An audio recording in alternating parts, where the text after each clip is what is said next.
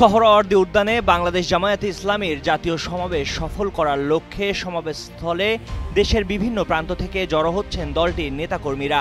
ঐতিহাসিক সোহরাওয়ার্দী উদ্যানে সর্ববৃহৎ জনসমাগমের লক্ষ্য নিয়ে মাঠে নেমেছে দলটি। শেষ হয়েছে নানামুখী প্রস্তুতি। মূল সমাবেশ শুরু হবে দুপুর 2টায়, তবে সকাল 10টা থেকেই থাকবে সাংস্কৃতিক পরিবেশনা। সমাবেশে সভাপতিত্ব করবেন জামায়াতের আমির ডক্টর শফিকুর রহমান। দলীয় সূত্রে জানা গেছে, সমাবেশ উপলক্ষে প্রায় 10,000 বাস, বিশেষ ট্রেন ও লঞ্চে আসবেন নেতাকর্মীরা। 10 লাখেরও বেশি মানুষের সমাগম আশা করছে দলটি।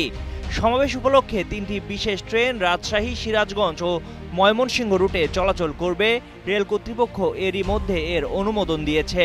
দলটির সহকারী সেক্রেটারি জেনারেল এবং কেন্দ্রীয় মিডিয়া ও প্রচার বিভাগের প্রধান অ্যাডভোকেট এহসানুল মাহবুব জুবায়ের জানিয়েছেন, বিএনপি সহ ফ্যাসিবাদ বিরোধী সব রাজনৈতিক দলকে সমাবেশে অংশগ্রহণের আমন্ত্রণপত্র পাঠানো হয়েছে।